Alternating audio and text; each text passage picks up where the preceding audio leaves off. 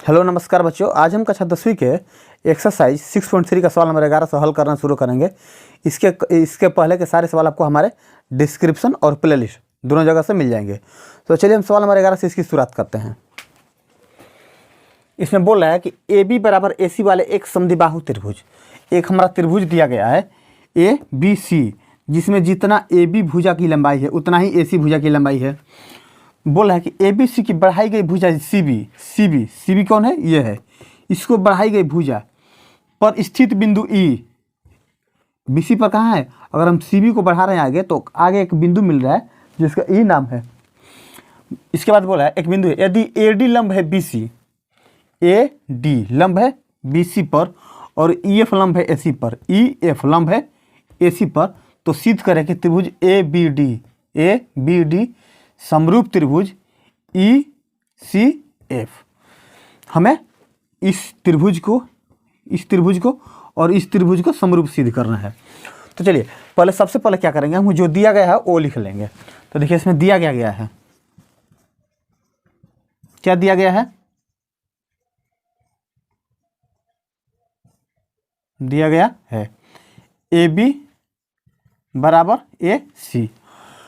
इसके बाद हमारा ए बी ए डी लंब है बी सी पर और ई एफ लंब है ए सी पर। इसके बाद हम देखेंगे, देखिए हम जानते हैं कि समद्विबाहु त्रिभुज के आधार पर के कोण बराबर होते हैं, या आप दूसरे भाषा में कहें कि समान भुजाओं के सम्मुख कोण बराबर होते हैं। मतलब ये हुआ कि अगर दोनों भुजा समान है, हमारा ए बी और ए सी भुजा समान है, तो इसके जो सम्मुख कोण है, मतलब ये कोण, इस भुजा के ये कोण और इस भुजा के ये कोण दोनों क्या होंगे? इस भुजा का ये कोण और इस भुजा का ये कोण दोनों क्या होंगे? आपस में बराबर होंगे। इसका मतलब हुआ कि जितना हमारा कोण बी होगा उतना ही हमारा सी होगा। तो इसको हम लिखेंगे कोण बी बराबर कोण सी। अब इसको क्या लिखें? समान भुजाओं के सम्मुख कोण आप लिखे, या आप यहाँ पर ये भी तर्क दे सकते हैं कि हम जानते हैं कि समद्विबाहु त्रिभुज के आधार पर के कोण बराबर होते हैं। समान भुजाओं के सम्मुख कोण,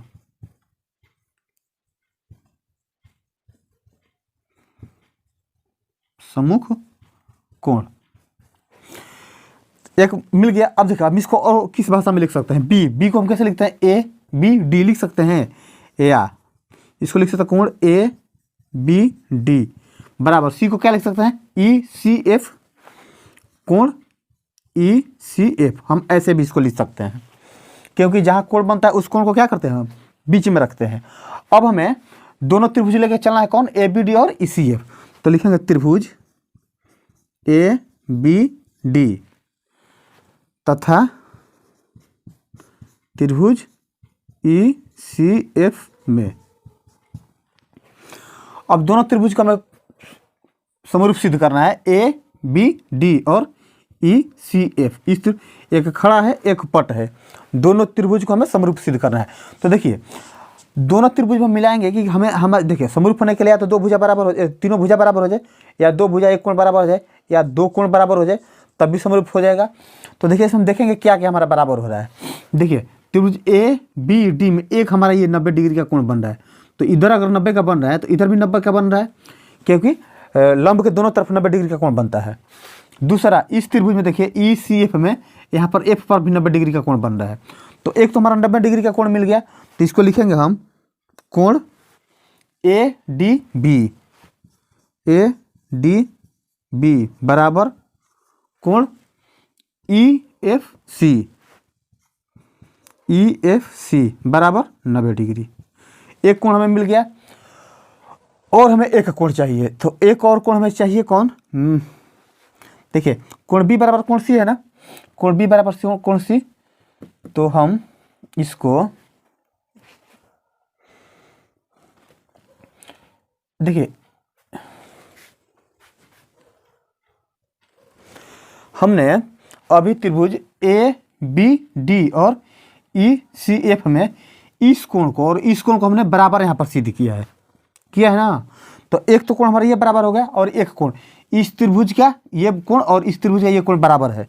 तो इसके लिए लिखेंगे हम कोण ए बी डी बराबर कोण ई सी एफ बराबर, इसको हम लिख सकते हैं सिद्ध किया, क्योंकि इसके ऊपर हमने क्या किया, इसको सिद्ध किया है। अब जब दो कोण हमारा बराबर हो गया तो यहाँ पर हमारा ए समरूपता लागू होता है, तो लिखेंगे ए समरूपता से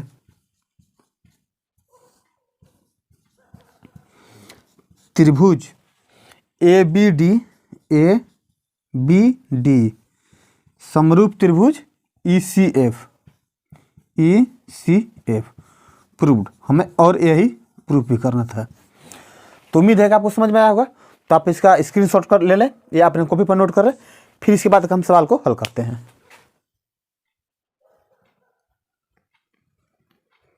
अब हम सवाल नंबर 12 को हल करेंगे, जिसमें बोले हैं कि एक त्रिभुज ए बी सी की भुजाएं ए बी और बी सी तथा माध्यिका ए डी एक अन्य त्रिभुज पी क्यू आर में। त्रिभुज देखिए, एक ए बी सी में क्या बोला है कि ए बी जो है और बी सी इसका माध्यिका दूसरे त्रिभुज के पी क्यू आर और इसकी माध्यिका पी एम के समानुपाती है। क्रम से भुजा हो गया पी क्यू और क्यू आर की माध्यिका पी एम के समानुपाती है। तो हमें सिद्ध करना है कि त्रिभुज ए बी सी समरूप त्रिभुज पी क्यू आर। तो देखिए, हमें ये तो बराबर दिया गया है, ये भी बराबर दिया गया है, ये भी बराबर दिया गया है, दूसरे त्रिभुज के इसके बराबर दिया गया है। तो सबसे पहले हम क्या करेंगे कि देखिए, अगर दोनों त्रिभुज को समरूप सिद्ध करना हो तो हमें दो भुजा तो मिल गया है, ए बी और बी सी तो बोल दे रहा है कि यही समानुपाती है पी क्यू और क्यू आर के। लेकिन हमें दो भुजा से काम नहीं चलने वाला है, या एक तो हमें और भुजा चाहिए इसका, या कोई एक और कोण मिल जाए, तो ए बी सी तथा पी क्यू आर को हम समानुपाती सिद्ध कर देंगे। तो देखिए, इसके लिए हम करेंगे क्या, पहले सबसे पहले ए बी डी त्रिभुज पी क्यू एम को हम समरूप सिद्ध करेंगे, ताकि जो कोण बी है ना, कोण क्यू के बराबर हमें मिल जाए। अब देखिए, इसको सिद्ध करने का कारण क्या है, इसका कारण एक ही है कि देखिए, हमें पहले से एक भुजा ये दिया गया है, एक भुजा ये दिया गया है, दूसरा भुजा ये दिया गया है, दूसरा भुजा ये दिया गया है, समानुपाती है। तो कोई एक भुजा या कोई एक कोण बराबर कर देंगे। तो इसमें ए भी दिया गया है, तो अगर हम बी डी को लेकर चले तो बी डी क्या है, बी सी का ही हिस्सा है, माध्यिका का काम कर रहा है। इसका मतलब क्या है, बी डी इसका आधा है, लेकिन हमें सिद्ध करना पड़ेगा। तो बी डी जो हमारा है वो इसी भुजा पे शामिल है। तो इसको हम अगर सिद्ध करते कि ये बी डी इसका हिस्सा है, तो हमारा तीनों भुजा मिल जाएगा। जब तीनों भुजा मिल जाएगा तो ये दोनों त्रिभुज क्या हो जाएगा, समरूप हो जाएगा। और जब दोनों त्रिभुज समरूप हो जाएगा तो समरूप त्रिभुज के संगत कोण बराबर होते हैं। तो कोण बी कोण हमारा क्यू के बराबर हो जाएगा। जैसे ही कोण बी क्यू के बराबर होगा, वैसे हमारा त्रिभुज ए बी सी और पी क्यू आर भी हमारा समरूप हो जाएगा। क्यों? क्योंकि दो भुजा पहले से दिया गया है, एक कोण हमें मिल जाएगा। तो एक कोण मिल जाएगा, तो एस समरूपता से हमारा दोनों त्रिभुज समरूप सिद्ध हो जाएगा। तो सबसे पहले जो दिया गया है उसको लिखेंगे हम।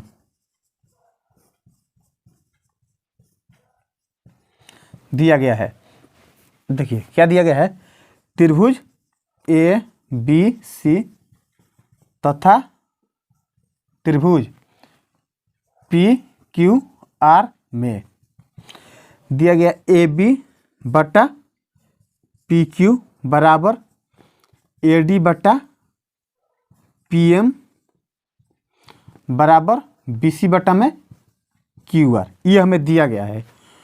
तो हमें सिद्ध करना है कि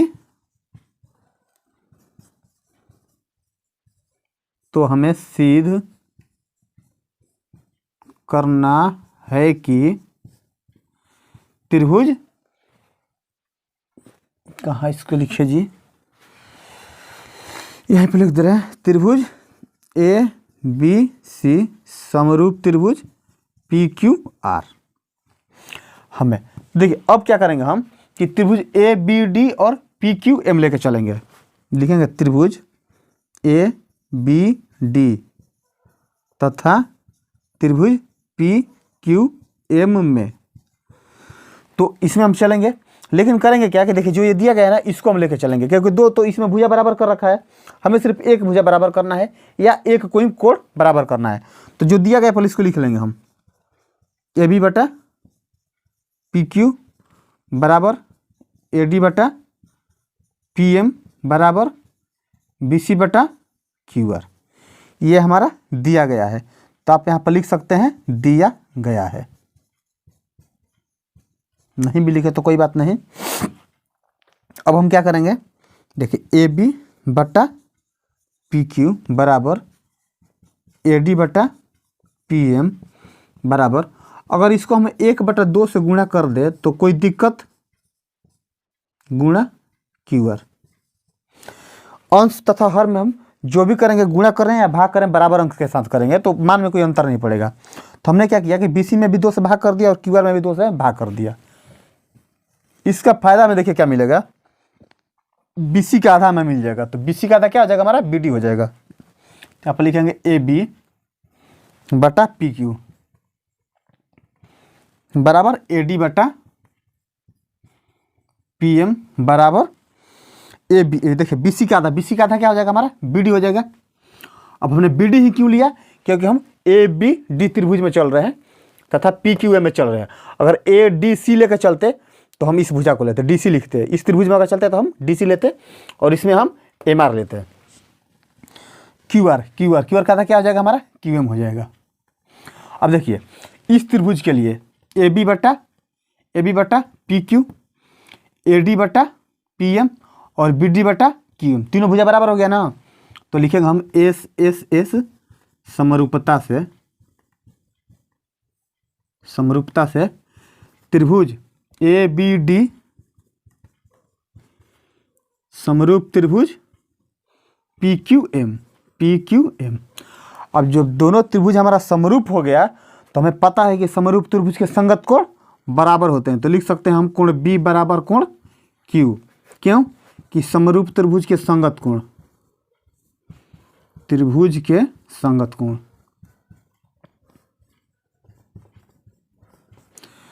समरूप त्रिभुज के संगत कर। तो उम्मीद करते हैं कि यहाँ तक तो आपको समझ में आ गया होगा। अब हम क्या करेंगे कि इस त्रिभुज ए बी सी तथा पी क्यू एम को लेके चलेंगे।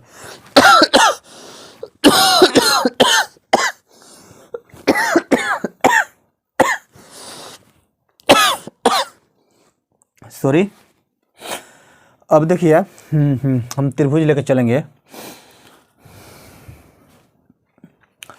लिखेंगे त्रिभुज ए बी सी तथा पी क्यू आर में। तो पहले से हमारा दिया क्या है, ए बी बटा में पी क्यू बराबर बी सी बटा में क्यू आर पहले से दिया गया है। दिया गया ना, देखिए इसमें कहाँ गया जी, ये ए बी बटा बी सी बटा क्यू आर हमारा दिया गया है। देखिए आप चाहे ना तो यहाँ पर हमारा एक लाइन आप यहाँ पर लिख सकते हैं, ए डी और पी एम क्या है, माध्यिका है। चाहे तो आप यहाँ पर ये लिख सकते हैं, यहाँ पर भी लिख सकते हैं। देखिए लिख ही दे रहे हैं, ए डी तथा पी एम माध्यिका है।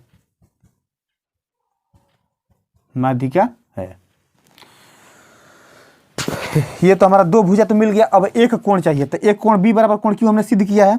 तो लिखेंगे कोण बी बराबर कोण क्यू। हमने अभी इसको सिद्ध किया तो लिख देंगे सिद्ध किया। अब 2 भुजा मिल गया, एक कोण मिल गया, तो हमारा एस ए एस समरूपता से क्या हो जाएगा, त्रिभुज ए बी सी समरूप त्रिभुज पी क्यू आर। और हमें यही सिद्ध करना था। तो आई होप कि आपको बहुत बढ़िया से समझ में आया होगा। अगर नहीं समझ में आया होगा तो आप इसको दोबारा देख लेना। हमने क्या किया, चलिए आपको एक बार रिकॉल करा दे रहे हैं। हमने क्या किया, दोनों त्रिभुज में पहले ए बी डी को पी क्यू एम से समरूप सिद्ध किया। क्यों, क्योंकि ए बी तथा ए बी और बी सी इस त्रिभुज का पी क्यू और क्यू आर हमें भुजा दिया गया था कि समानुपाती है। हमने सिर्फ बी डी निकाल दिया, बी डी निकाला तो हमने दोनों त्रिभुज समरूप सिद्ध कर लिया। और जब समरूप सिद्ध कर लिया तो कोण बी बराबर कोण क्यू हो गया। क्यों, क्योंकि समरूप त्रिभुज के संगत कोण बराबर होते हैं। और बड़े त्रिभुज के लिए हमें 2 भुजा पहले से मिला गया। तीसरा कोण हमने निकाल लिया कि कोण बी कोण क्यू के बराबर है।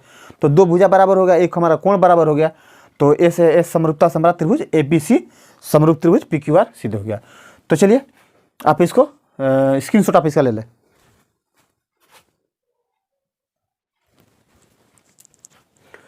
उम्मीद करते हैं कि आपने इसे स्क्रीनशॉट ले लिया होगा या आपने कॉपी पर नोट कर लिया होगा। तो आप जो भी सवाल बना रहे हैं आप उसको घर पे दोबारा भी बिना देखे पहले हल करें। कोशिश करें कि आप उसको बिना देखे हल करें। सवाल को 4 बार 5 बार खुद से पढ़ें, समझने की कोशिश करें। जब आपको समझ में नहीं आ रहा है तब वीडियो को देखें। तो इस उम्मीद के साथ कि आप सवाल समझ रहे होंगे। अगर आपको किसी प्रकार की परेशानी आ रही है तो आप हमें कमेंट बॉक्स में बता सकते हैं। कोशिश करेंगे कि हम आपकी परेशानी को दूर करें। तो आज के लिए बस इतना ही रखते हैं। नेक्स्ट टाइम आपसे हम मिलते हैं अगले सवाल के साथ। तब तक के लिए धन्यवाद।